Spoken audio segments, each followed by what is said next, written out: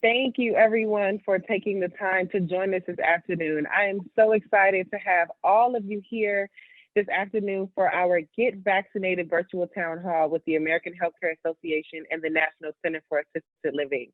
My name is Lanita Miles. I am a project director with HCA and Cal, and I will be your moderator for today's event. I'm very, very, very pleased to have with us today some trusted medical professionals that are going to be here.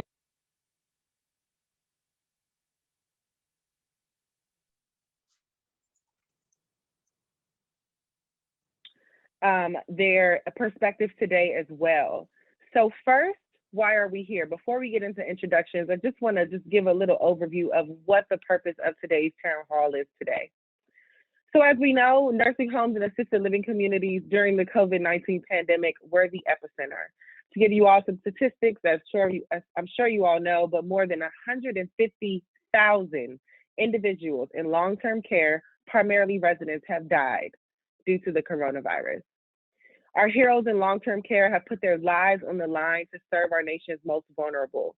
And the emotional and physical toll of COVID has weighed heavy on all caregivers and their families. But starting in December of last year, we began to see a light at the end of the tunnel, as 3 COVID-19 vaccines were approved for use and since been offered and administered. Cases and deaths in long-term care have dropped to record lows. Yet, we do have many long-term care workers, their families, staff, and residents that are still unsure about the COVID-19 vaccine. And today, we're here to provide you with facts. There are multiple streams of information out there, but we hope that this town hall is an information source that will provide you with informed facts to help you make an informed decision. The hashtag Get Vaccinated campaign has shared information and resources to tens of thousands of providers, caregivers, residents, families, you name it, over the past 6 months. And HCA has established a nationwide goal to have 75% of nursing home staff vaccinated by the end of June.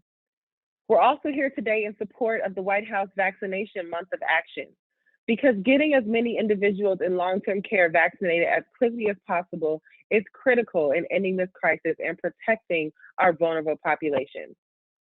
But I'll tell you, mainly, we are here for you. We're here to answer your questions, hear your concerns. Now, we recognize that each individual in long-term care has a unique perspective and experience. And we know that each individual has a unique reason also for getting or not getting the vaccine. We want this forum today to be a place where you can hear your questions and ask your concerns directly. And we hope to provide you with as much information as we can that may help guide you in your decision. So throughout today's town hall, please feel free to drop your questions into the comment box. As the way this is going to go, once you put your questions in the comment box, I'm going to read them off. Dr. David Gifford and Dr. Sarah Berry, and we also have our professional caregivers on the line as well, will be able to jump in and give you all some facts and figures and information and answers to your questions. So as those questions start to roll in, feel free to drop them into the chat box. We'll get to them shortly, but as they start to come in, I do want to hear from our caregivers on the line who are on the front lines just like you. To start things off, I would love to hear from Ms. Brenda Carter from Kentucky. Brenda, I believe you are on mute.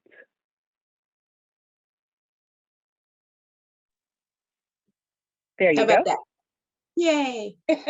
Brenda Carter from Kentucky. I work at Exceptional Living. I've been here about 2 years. I've been in healthcare over 32 years. And I have seen epidemics that spread into pandemics from when I was young to when I was old. And I know that COVID is real because I actually seen the impact that it's had all over the world, in our own facility, as well as in my life. So I decided to think about getting the COVID vaccine, and they said that it targets people who have immune systems, compromised immune systems, also different ethnic groups. So with that in mind, I have an 80-year-old mother. I have 2 sisters that have lupus. I just recently had a granddaughter, and my own health reasons, plus my other children.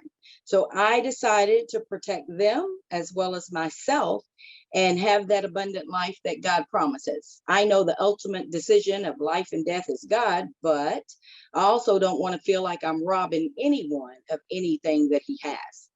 I use it as an acronym at home, and I put it on the refrigerator. So even my 13-year-old son has had the vaccine. And I put on there, COVID is real, with the REAL, and it removes every active life possible. So with that in mind, we keep that going so everyone will know that no one is exempt from the problems. Thank you, Brenda, for sharing that. Powerful, powerful, powerful words. As Evelyn just wrote in the chat, amen. I mean, beautiful, beautiful sentiment. Teresa Haynes from Nebraska, feel free to introduce yourself and tell your story. Hi, I'm Teresa. I'm from Sumner Place in Lincoln, Nebraska. For many people, COVID's just numbers, but for me, that number means something. Excuse me, on October 4th, 2020, my father lost his life to COVID. So it is real, nothing fake. So there was no doubt in my mind and my family's mind that we were going to get that vaccine. If there was any chance, it didn't matter. We were going to get it, because I would much rather have side effects, if there are any, from a vaccine than to go through with that, what that otherwise healthy man went through. And we had to watch from a video screen just like we're doing now. So those numbers mean something. It's important to protect yourself, to protect your families, just to protect the public and the people I take care of. So no doubt in my mind was I going to get it. So I can't really say much or I'll tear up. So it very important. Vaccinate, vaccinate, vaccinate. Teresa, thank you so much for sharing your story. I admire your strength, and my heart and soul goes out to your family and you during your loss, and as many other losses that I'm sure we have from folks on this line. So thank you so much for sharing that with us. Thank you. Finally, I would like to welcome, I would love to welcome Miles Lee here from Washington, D.C., my hometown. Miles, feel free to share your story and introduce yourself. Hello, everybody. I'm Miles Lee, and I do activities at a assisted living facility called Forest Hills. And one of the reasons why I got the vaccine, well, actually, I won't even say that. I won't say one. I had plenty of reasons to get it. First, because I just saw so many people suffering, all this hurt, people suffering psychologically, physically, even their wallets hurting, all of this caused by just one single disease. And, we had a way to stop it, the vaccine. So I just thought, hey, I might as well just get the vaccine so I could show people that it was safe.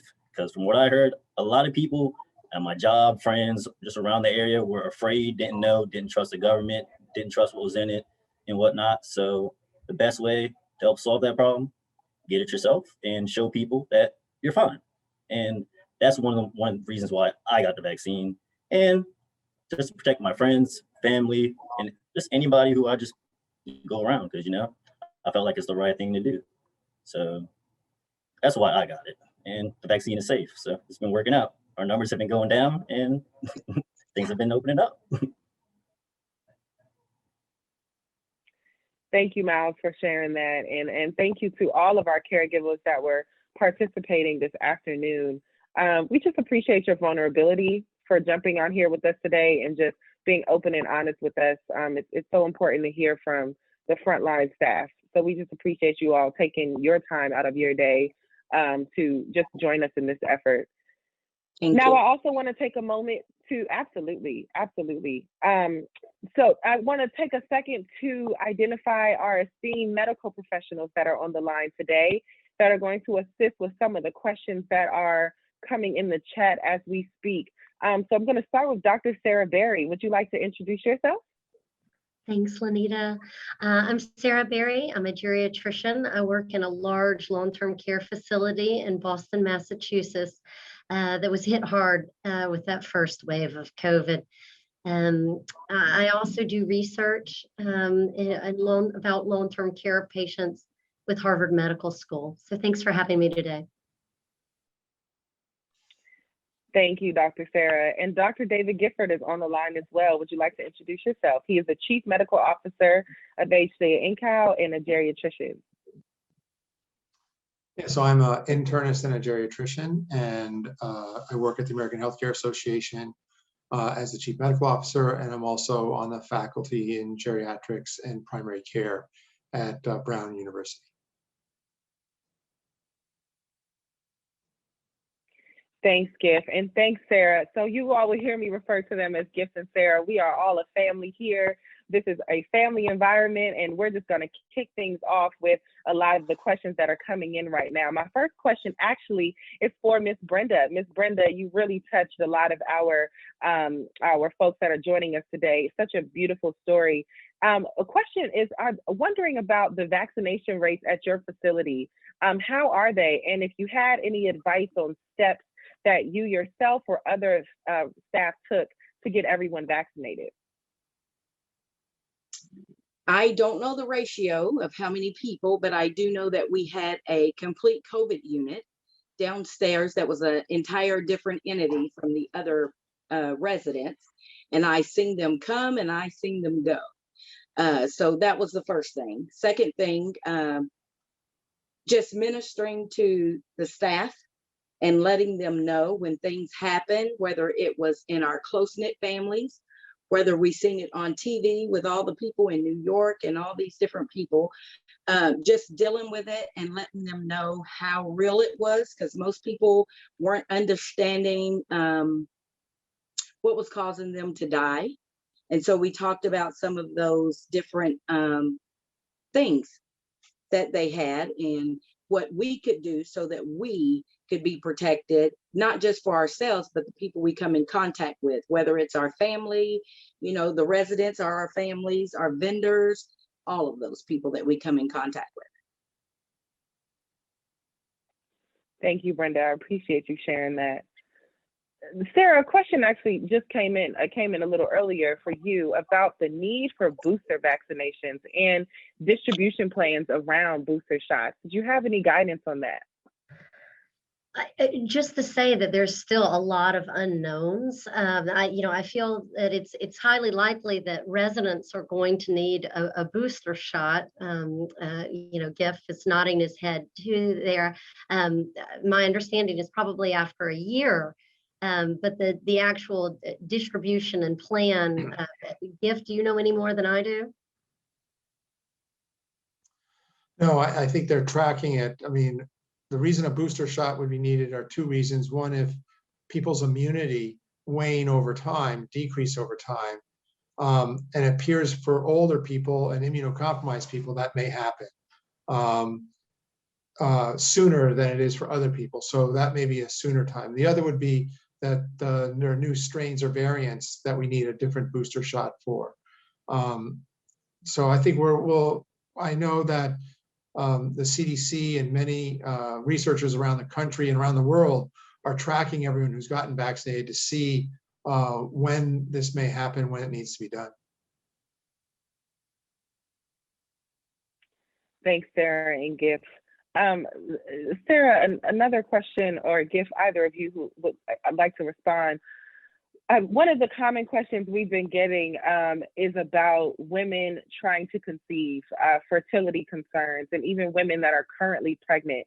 How would you advise women who are thinking of conceiving within the next couple months if they should get the vaccine? What type of advice, if any, would you be able to give to those with those concerns? Yeah, thanks, Keyshawn, for raising that question. We do hear it a lot. As a mom, I have 3 boys, and as a doctor, it sounds scary when you hear that this vaccine could cause sterilization, infertility. It's simply not true. We've had by now, there were women in the initial trials back last summer that ended up getting pregnant, having healthy babies. Even though, again, as part of the trial, they advised people not to get pregnant. Since then, we've had tens of thousands of women who have been, around the world who've been pregnant and gotten the vaccine. The CDC's been monitoring it, and it appears to be really safe in these women. If you likely have some other thoughts, I know your wife is an OBGYN. Yeah, so I've actually asked my wife, who's an OBGYN, this very question, and she said, yeah, and she actually would recommend trying to get the vaccine before you get pregnant, just so you have enough antibodies. The the data is pretty clear, as you said, Sarah, and we've now seen it, that it doesn't prevent anyone from becoming pregnant, and it hasn't affected the outcome of the babies. I know there's some stories about whether it can mix with your DNA. That's not the way the vaccine works at all. And what we do know is that pregnant women, when they get influenza or they get any viral cold, and especially COVID, they don't do well. They get sick, and that sickness, it can harm the baby. If you have gotten the vaccine early enough, the pregnant women make antibodies, and we know that antibodies are passed on, can be passed on to the baby, and can be passed on in breast milk. And they've now shown in COVID that if you get vaccinated early enough, those vaccines will pass on to the antibodies to the baby, and pass on in the breast milk to protect the baby from getting COVID early on in the process. So definitely would recommend getting the vaccine if you're trying to get pregnant.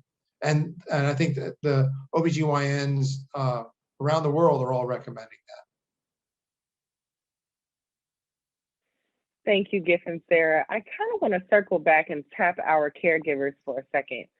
There was a question and comment that came in about the residents and staff who are just untrusting of the vaccine. What would you recommend, or what type of tactics would you do when you are approached by a resident or a fellow staff member who, you know, is just completely against getting the vaccine? How would you handle that? And if you have handled any situations like that so far, just any advice on things, any tactics that you've done?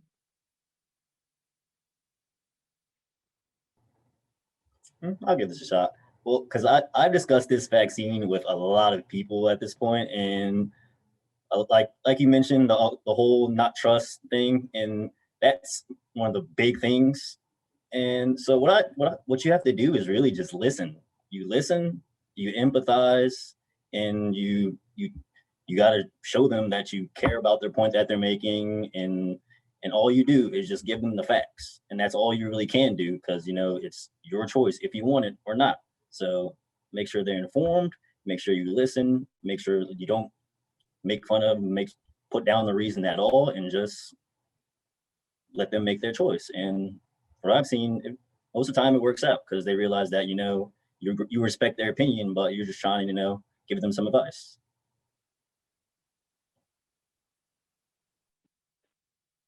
That's great feedback, Miles. Teresa or Brenda, anything else to add on that?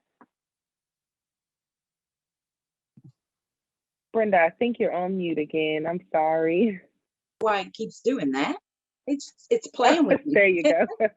I think that I would just do what he said and be honest with them and listen. Also, when we talked about it in my group, and they were talking about other people in the facility being vaccinated and they would be okay.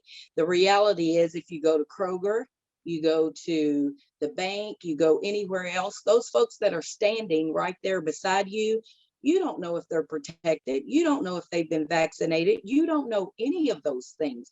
So then you have to say to your own self, do I want to live? You know, so it's pretty much saying, hey, this is here to help you. You know, that's what those people are put in our way for. The scientists, the inventors, things like that. They had the same thing back when the flu was involved. You know, everybody was scared of the flu vaccine. And, you know, they talk about the booster and everything else. Every year you get the flu vaccine. So it's pretty much the same thing. It's just letting them know that this is real and it has hit the world right now, and we need to do something really fast about it.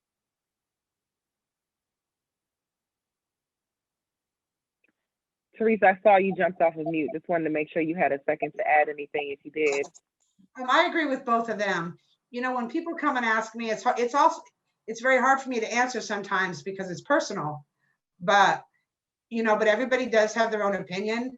You know, I just listen to them. I let them voice it. And again, it's hard for me sometimes to answer because it goes straight to my heart, you know? So I just let them listen and say what they got to say and why they don't want to get vaccinated. And when they ask me why I got vaccinated, I'm upfront and honest with them. And I tell them, I saw it 100% firsthand, not necessarily working with it, but feeling it. I still feel it today. So It's kind of a hard question for me to answer sometimes.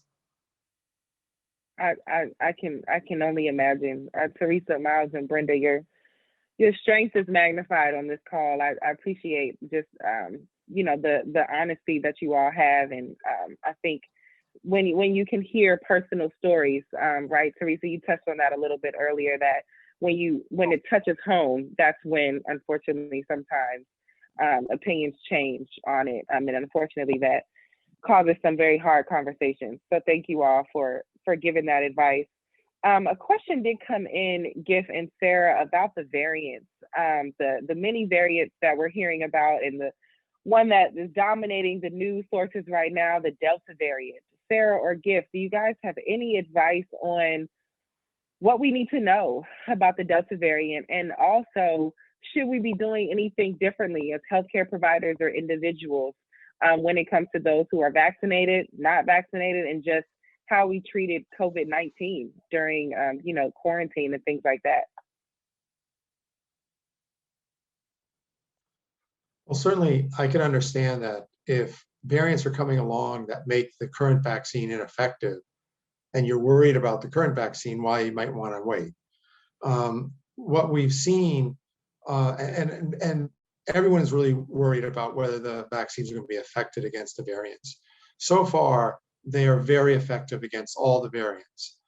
They are very effective at preventing you from dying. They prevent you from getting seriously ill.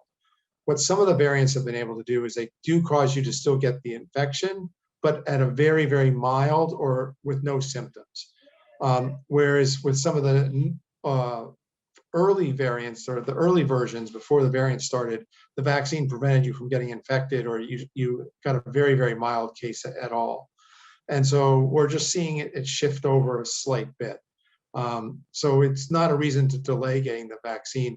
And if anything, allowing the virus to continue to spread through the population and other people allows new variants to form. So waiting to get vaccinated is going to actually allow the virus to create more variants in the future. And so we need to really tamp it down and get everyone vaccinated now to prevent that spread, because the fewer people get infected, it's just a statistical numbers game. There's just fewer times the virus is replicating and producing, so it doesn't have the chance to make as many variants. Thanks, Giff. I would just add, it's, the way that these vaccines work is they teach your body how to make antibodies, how to protect yourself against the spike protein, this one little area that's stuck on the outside of the COVID-19 virus. And the good news is all of these variants have that same spike protein, right? It's not as though it's a totally new or different virus. And while the efficacy, we're seeing, and people get caught up in a numbers game. Well, this one's 90% effective, 95% or 70% effective. I mean, the good news is all of these vaccines with all of these variants to date, by and large, the vaccines have really worked. I mean, to put it in perspective, on a good year, the influenza vaccine might be 60% effective. The good news is these COVID-19 vaccines really work.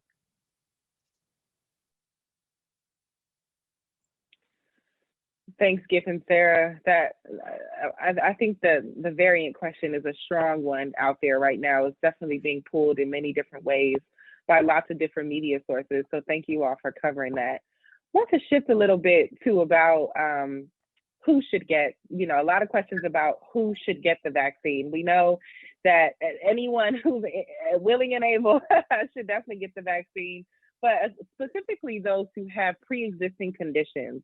One question came in about hypertension, high blood pressure. If you're on hypertension medicine, should those individuals get the vaccine? And is there anything for anyone falling in that category to be specifically worried about with the vaccine? A great question. So absolutely, people with comorbidities should get the vaccine. They did a really good job in these studies that got these vaccines approved, making sure that they enrolled all sorts of people, people with different medical problems, hypertension, cancer, people, men and women, young, older people, middle-aged people, people of different race, ethnicities. And so in all cases, it appeared that the vaccine, that the side effects, and really were quite similar. What there's concern about, and Giff mentioned this earlier, is that for people that are immunocompromised, right, they may not get as high of a response to the vaccine. And these people, it's particularly important that they get it. They're likely to get quite sick. They're the ones that are at high risk. But they're some of the ones that we're wondering about these booster shots, and that they may need it sooner. I think one thing, Lanita, we've seen is that, as the panel described, and many people listening today, really they've seen the devastating impact of COVID.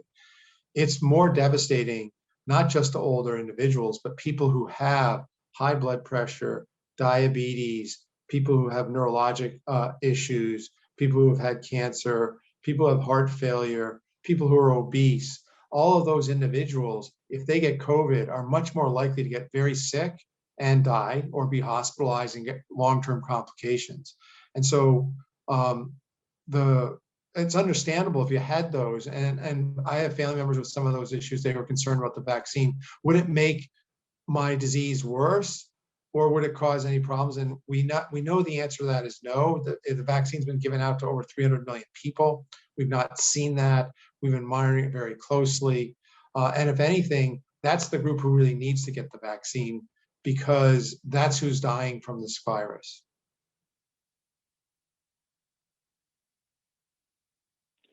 Thanks, Giff and Sarah.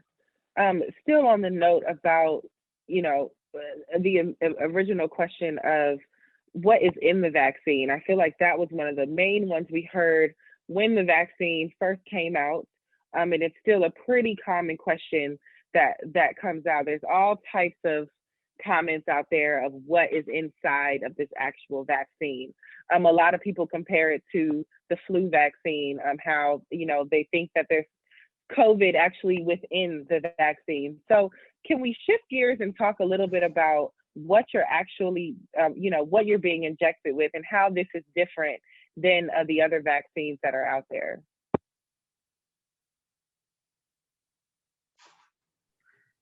All right, I'll try. So for the first two vaccines, the Pfizer and the Moderna, these are messenger RNA vaccines. And what that is, messenger RNA is it's instructions or a blueprint that tells your body how to make a protein. And this protein is, again, it's stuck on the outside of the COVID-19 virus. It doesn't actually make the virus. It can't get you sick. It never touches the nucleus of your cell. You've heard about these, you've heard about these vaccines. They have to be kept in really, really cold temperatures. I mean, this vaccine is gone within hours of the time it enters your body. But it tells your body, that messenger RNA, to make this protein, and it trains it to make the antibodies then to fight it off. There's not a lot else in these messenger RNA vaccines. There's a little bit of fat and water that helps it get from the needle and into your cells. And again, not into the nucleus of your cells, but into your cells, so it can work. And that's about it. You've probably heard about these anaphylaxis reactions, these really severe allergic reactions, and we're still not entirely clear on what it is in the messenger RNA vaccine that's causing them. It probably is something with a little fat bubble. But the good news is they're very, very rare. They're now, by now we've immunized, I was seeing, over 2 billion people worldwide. And these are occurring only in 1 in a couple 100,000. And unfortunately, to the best of my knowledge, everybody has been successfully treated that's had an allergic reaction. The Johnson & Johnson, yeah. I'll just add on the Johnson & Johnson vaccine, it's a slightly different method. They use a inactivated virus to deliver the blueprint instead of a fat bubble. And then your body makes the same spike protein and you respond to it. So it doesn't have the fat bubble. So it's had less of the allergic reactions because of that. But also because of that, it's had that rare complication of sometimes having some blood clots form. And so that's why that's not been recommended for younger individuals. For older individuals, it's been recommended. Actually, younger individuals can get it. It's really just the risk balance. You only need one shot. It has a little bit less a side effect profile. My wife actually got the Johnson & Johnson, and I got, what did I get? I got the Pfizer. I just went to a clinic and I got whatever they gave me, so that's why I couldn't remember. She got the Johnson & Johnson. And my son got the Moderna. So I think in our family, we've had all three.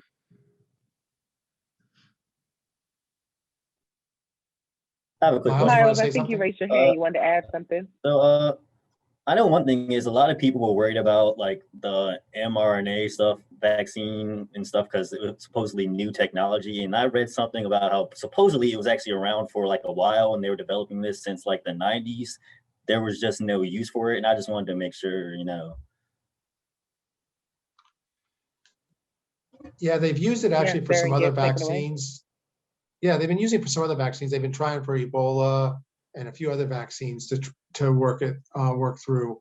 But they've also been using it for vaccines in cancer treatment and how to use cancer treatment. And so because they had been working on it for a number of years, they were able to then quickly use it to develop this new vaccine. And it's incredibly effective. I mean, one of the concerns that everyone has is about the side effects of the headache, the fever, and the swollen lymph nodes and all those different things. And that's because the vaccine is so effective. It revs up your immune system to make antibodies. And then whenever we get infected or our immune system revs up, it causes us to have fever, headache, swollen lymph nodes, feeling tired and run down. And, I don't know if what all when you got your vaccines, whether you experienced it or not. And different people have different amounts of it. I was pretty tired and I had a little bit of headache, but it wasn't that bad even after the second shot. But I know people who've been really down and out, and it's scary to have all that, but it's been very short-lived. And I think you have to weigh the risks of that versus getting COVID and getting really sick. Mm-hmm. For me, it was also pretty short-lived, just a sore arm. I know I have a 15-year-old and a 12-year-old that both were able to get vaccinated recently with the Pfizer vaccine. And one of the questions they asked me, that the 15-year-old is like, well, is this vaccine still going to be in me when I get old? Is it going to cause side effects, down the road? And I think other people have that question as well. Obviously this is a fairly new vaccine, but by now we have the first people that enrolled in the trials were certainly more than a year ago. That being said, if you look at the way vaccines work, they teach your body how to make these antibodies and then they're gone. Vaccines very seldom cause side effects beyond the first couple of months. And so I think that was kind of reassuring to my son. Like if we go back to polio, to all of these vaccines that we take, side effects happen more immediately. That's the way vaccines work. And my son's 29 and he has really bad allergies to peanuts and carries an EpiPen. So he was worried about the anaphylactic aspects of it, but he got the vaccine, because he was weighing the risks and benefits of that. I think everyone has to sort that out. But yeah, because of the way, as you say, the way the immune system works, when you get the second dose, your body has seen it before, so you tend to react a little bit more. That's why people after the second dose had more symptoms, because it was like your immune system was ready and primed to say, oh, I've got something new, I've got to act really fast, and that's why more people are having the fever. It's the same with why people who've had COVID before, when they get the vaccine, they tend to have a little bit more side effect symptoms early on because they've been exposed to COVID before. So it's like what would happen after getting a booster shot.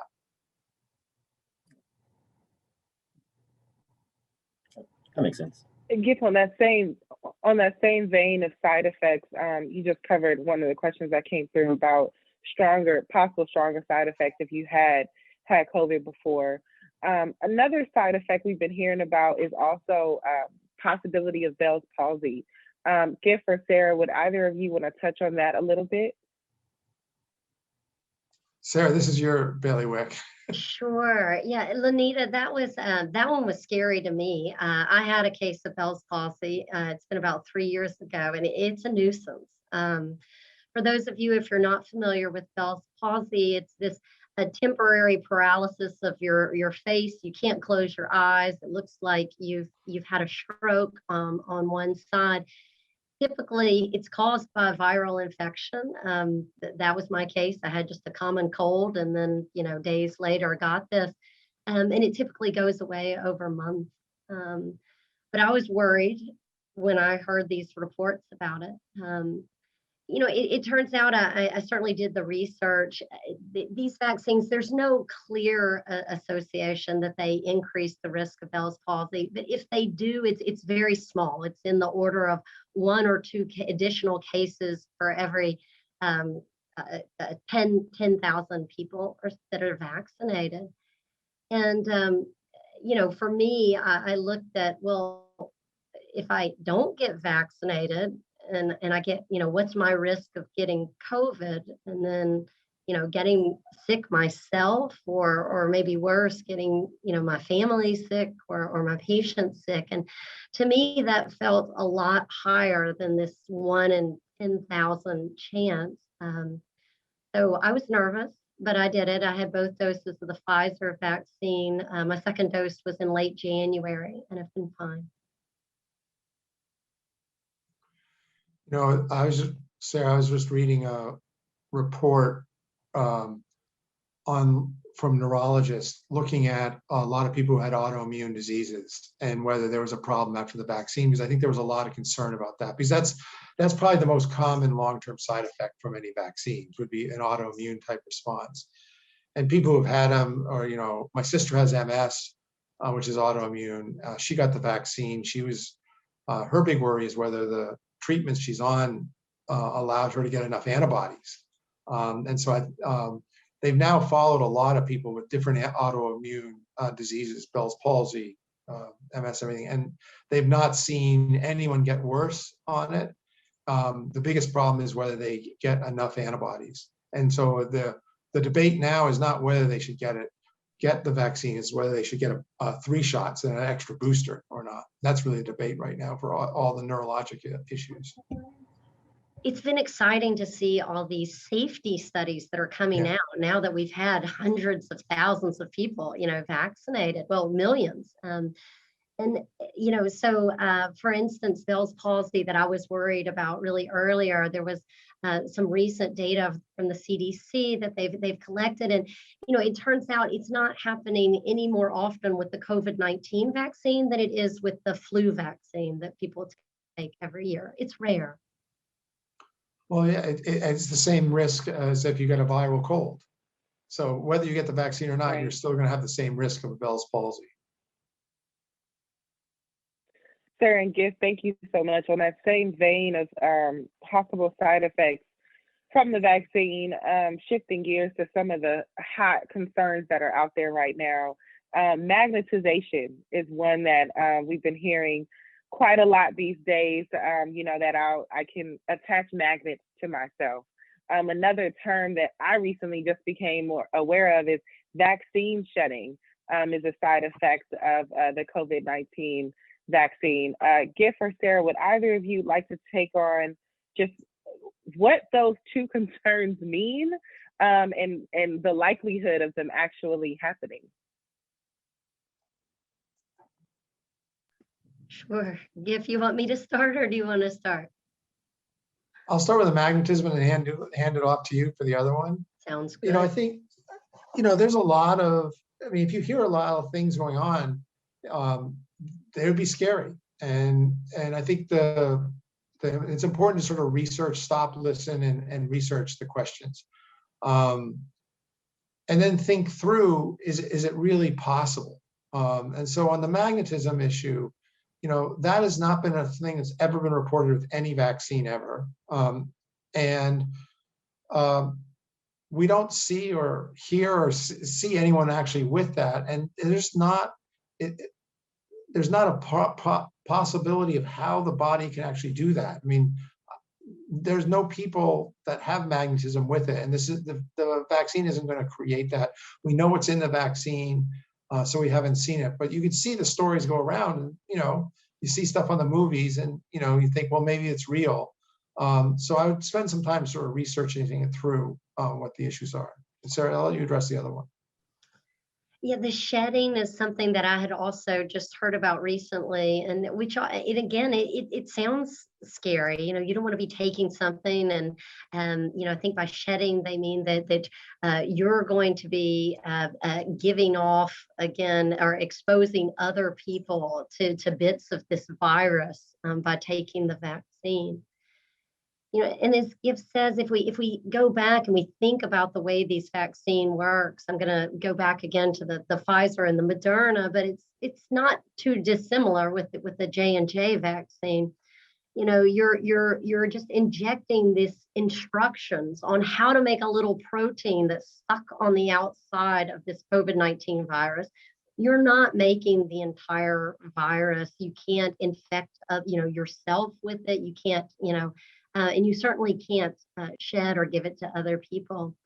And I like to remind people again that, the Pfizer and the Moderna vaccines, they're so unstable. They have to be kept at these crazy cold temperatures, minus 80, minus 40 degrees.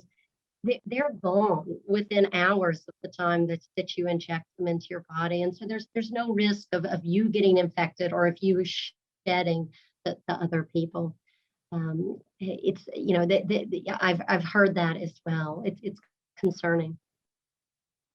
And neither of these vaccines make the virus. You don't make the virus, and they don't have the virus. So there's really no way to shed to other individuals. Giff, I want to circle back to something you mentioned earlier about, I think Dr. Sarah, you mentioned it too, about the difference between the Moderna vaccine and the Pfizer vaccine, and how, it's kind of just about which one you're able to take, Johnson & Johnson as well. There was a comment in the chat here that mentioned that they've heard that some physicians are recommending that if you're immunocompromised, that you shouldn't take the J&J vaccine. And I think that speaks to a larger issue where there's a lot of controversy about which vaccine is better than the other. When folks are hearing things like that about certain vaccines, what sort of steps do you recommend they take for their own resolvement of, what to do in terms of deciding ultimately to get vaccinated, especially if they get a vaccination appointment and it's for a vaccine that they may not necessarily, they've heard maybe things about. Just curious how you would recommend they combat that. What's that? I go back to what I said before. All three of the vaccines that we have available in the United States are highly effective against preventing COVID, and in particularly against preventing severe COVID if you were to get it. And so for most people, I really don't think that it matters. I think it's which vaccine is available to you. They do have slightly different ways that they work. I would, for all purposes, I would say the Pfizer and the Moderna are identical. I've had people ask me, is one better? Is one, this 93% versus 95%? They're the same. They, for all intents and purposes, they're the same. And their side effects are also just very, very similar. As Giff mentioned before with the allergies, for instance, if you were somebody and had a history of severe allergic reactions, particularly if you were somebody that had allergic reactions to a vaccine, you might choose the J&J vaccine. And then on the other hand, the J&J vaccine, particularly for younger women, that had maybe a tendency of blood clots, they may elect again to choose the other. But Giff, I don't know if you want to, or I'd be curious from our panelists what they received. And Yeah, I think you nicely summarized it, Sarah. I would just emphasize on the Johnson & Johnson that the blood clot issue is very rare. It's much rarer than the blood clots you get from just taking the birth control pill. And it's almost always in women under the age of 40. It's you Right. know, this is the group.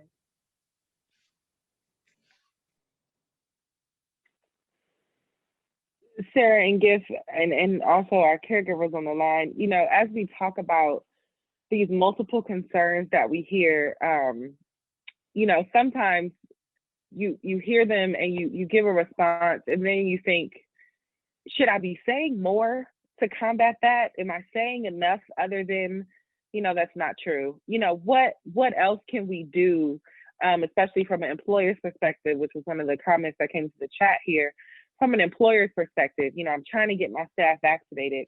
What can I do to increase vaccination rates, especially in terms of combating these conspiracy theories that we're hearing? Are there talking points out there? Are there resources and websites? And I know we all know a ton of them, but are there just any top ones that you all might recommend? And Tina, thank you for putting this in the chat. I know that this can be a tough position to be in, because especially, you know, when we're hearing about there's a chip in the vaccine, that you're going to get mad cow disease. You only need to eat right and exercise to combat COVID. You don't need a vaccine. If you would just take better care of yourself, you'll be fine combating COVID. So just any thoughts, and caregivers, Teresa, Miles, Brenda, feel free to chime in as well. So when I would talk to people about that, and they were still kind of worried about either conspiracy theories or like maybe certain side effects because they didn't know 100% what was in the vaccine, what it did, blah, blah, blah. You know, I would try to break it down. Well, I would find a site, get the list of everything that's in the vaccine, and then find a site or somebody who can break it down in the layman's terms, so you don't have to deal with all the science stuff, and that gets across to people a lot faster, and then they'll realize, oh, half the stuff that we use in this vaccine we use in our daily lives, and it doesn't hurt us. So if I take this, I'll be all right. So that's kind of what I tried to do, just kind of like break it down part by part and educate people that way, and kind of ease their fears about some of the conspiracy theories and other things there. Brenda, I saw you jumped off of mute. Did you want to chime in here?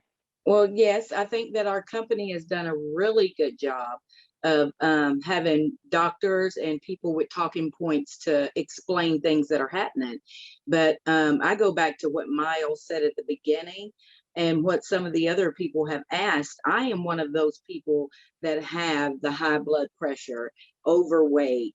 They talked about the anaphylactic. I'm allergic to seafood, and I carry an EpiPen every day. So my staff, we listened to some of those things that they were saying. You shouldn't do this, you should do this. And I'm that example, because I have a lot of those things, very asthmatic. I guess it was all short-lived with me. The first shot, I had the Pfizer, and the first vaccine, I did fine. I was sore, my arm was sore, I felt like I was carrying a brick for probably the first 24 hours. But then the second vaccination, I literally had some issues that lasted probably about 4 days. I had struggled to breathe. And my physician, when I called her, she said, just do you another breathing treatment and, call me if there's any other problems. And then I thought, am I just being lazy, or is it all in my mind? And then I kind of just let them, and I worked that whole weekend, telling them I'm just a little tired, but I'm still okay. We're doing a breathing treatment. I'm still in here. And then after that first week, it was them cheering other people on, Brenda's okay, so you'll be okay. And we just did it that way. I liked what you shared there, and I think I heard two things out of it. One is the importance of asking staff, what they're hearing, and no matter what it is, we need to take people seriously. They're scared, and they've been through a lot this past year. But the other thing I heard you say, Brenda, was that, the importance of telling stories. And, I think sometimes we can get really caught up in a numbers game, and kind of miss the big picture. But when you hear somebody that maybe they had COVID and they got really sick and they were scared to take it and they decided to get it and they did, they had some side effects, but they did okay.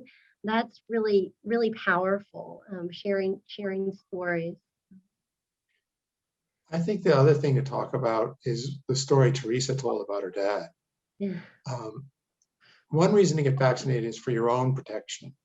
Mm-hmm. Another reason to get vaccinated is to protect the residents and people we care for, our colleagues, our family members, and all elderly and other people around in the community, because,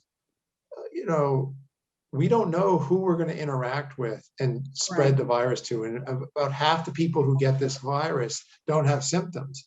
And so we've seen at family birthdays, family weddings, we've seen at various gatherings that young people have spread it to people who then come home and spread it to a healthcare worker who spreads it to a patient and the patient dies.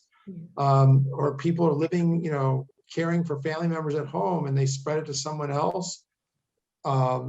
This is not about just our own protection, but this is about protecting our colleagues, our the elderly, in the community.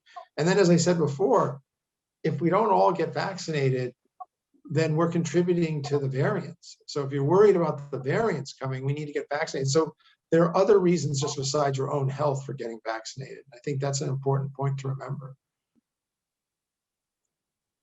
Thank you, everybody, for chiming in on that. I know we only have a couple minutes left. There's a question that came into the chat that I think is really important to address here, and that is about the long-term effects of the vaccine. I feel like that's a concern that I know personally I've been hearing from the beginning of the vaccine conversations last year, and folks just are not, they don't know what their body is going to look like a year from now, 2 years from now. There are a lot of concerns about the available data right now about the vaccine, especially as we talk about, fertility concerns. How is my baby actually going to be affected when they are born? Or how many antibodies are going to come through my breast milk and things like that, since we're looking at things down the road. So just curious, Giff and Sarah, if you all could speak to what data we know now and how to just ease some of those concerns about the long-term effects that we don't know. Yeah, thanks, Lanita. So, by now we have tens of thousands of people that have been, in those first trials back last summer who've been, are still being followed for a year. And so we know a lot about that first year. And again, we know that the vaccine seems to be really safe. In people, we're not seeing increased incidents of strokes or heart attacks or anything like that in these people. We also know that it's really effective, and that many of them still have antibodies out that far. I go back, I guess, to what I said before. My son asked me this question, like, am I, when I get old, is this vaccine still going to be with me? And is it, going to do something to me? Was the way he said it. And, again, the vaccines, they don't work that way. They're they just give you the little blueprints on how to make a protein that's stuck on the outside of this virus. Your body makes the antibodies to fight it off, and then it's gone. That vaccine is gone rather quickly. And so the likelihood that something that came in and caused the antibodies and was gone so quickly that it would all of a sudden things would show up 5-10 years from now, it seems unlikely to me. Yeah, we have over 50 years of vaccine sort of safety history around the world of all multiple different vaccines. And there's been no vaccines that have caused long-term effects. they're almost all, as Sarah said, short-term within the first few months from an autoimmune response. There just isn't it's not a risk that we've seen or concerned with the vaccine. I understand. I mean, I think when this first vaccine first came out, I mean, it was new and it was different, and I felt like they were maybe rushing it. Sarah and I are both worried. We're on the phone and talking to each other going, well, what do you think? Are you going to get the vaccine? I don't know. We need to, wanted to research it. But once you started researching and understanding, and Miles, to your question on the mRNA, I hadn't really, because it wasn't, I don't do cancer and I don't do Ebola work. So I wasn't really familiar with the mRNA. So I researched it, and it's an ingenious method that they use. I mean, it was brilliant with what they did to how to solve it. And it allowed them to come to market much faster than they would have under normal circumstances. Normally building it would take a lot longer. And so that's why they were able to do it. And they did all the safety protocols. And then looking at the data, I went and researched the data that they actually submitted. And it's really clear, as Sarah said, it's incredibly safe, which made me a lot more confident. And then actually, frankly, I'm just subject to everything else, hearing the stories, hearing everyone else who got it, like, oh, they did okay, I'll take it. Sarah and Giff, thank you for covering that. We only have about 4 minutes left, so I just wanted to cover a couple more pieces before I let you all go this evening. Well, this evening here in the DC area. So you'll see in the chat box that I dropped some information about how to participate in the hashtag Get Vaccinated campaign. You'll see some information about how to find out about where to get your vaccine locally, a phone number, and a text message number you can also utilize, and how to share with HCA NCAL your vaccination story at getvaccinated.us if you're so inclined to share. I want to take some time to thank all of our panelists that we have today, our experts, Dr. Sarah Berry and Dr. David Gifford, and our frontline workers, Teresa Haynes, Miles Lee, and Ms. Brenda Carter. Definitely want to thank you all for your candid honesty, for your openness, for your vulnerability, and just being here with us this evening. I want to thank everybody who put questions in the chat, and those of you who just joined to listen. This is a first step to communication, right? We have to be willing to hear the information out there. We can't just look at our Instagram feeds, our Facebook stories, our family conversations, our many Zoom town halls with our friends and family. Lord knows I have been on a ton of those in 2020. So if nobody else invites me to a Zoom happy hour, I will be happy. But these types of conversations are the ones that overload those types of meetings, holidays, cookouts, and things like that. And it's important to make sure that we have good facts and figures when we're talking. So I just want to thank you all for being here with us, all the stories that were shared. Dr. Sarah Berry and Dr. David Gifford, if you all wouldn't mind dropping your emails within the chat box here, I just want to make sure that the lines of communication stay open for anyone that has additional questions or concerns. And I believe there was an email address in the meeting invitation as well, where you can reach out to members at HCA NCAL. Again, thank you all for joining. We have about a minute left, but just want to make sure I give some time to everybody who spoke today, if they had any closing thoughts.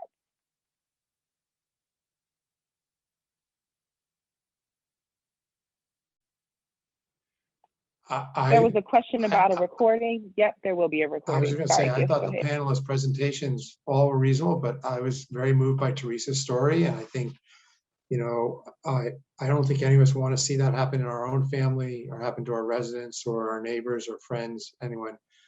And that alone, I think, is a reason to get the vaccine, for all those people that we've seen suffer and die from that. And we don't want to see that happen again. I think it's that's the reason.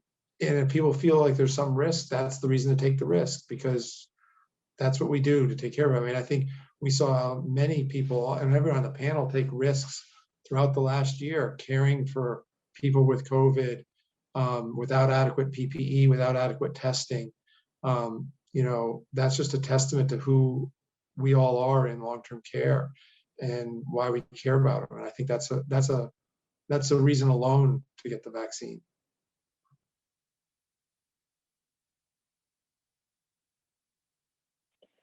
Well, we are at time. Thank you all again. Just want to point to the chat again. There's information there on how to get your vaccine locally. My colleague Rachel Reeves also put another email address in there, covid19@ahca.org. And the recording of this session can be found on our Facebook page, which is located at facebook.com/AHCA So don't exit out of this chat, exit out of this Zoom call before writing down those notes from the chat. Thank you all again, and you all stay safe and take care. Bye-bye. Have a great evening.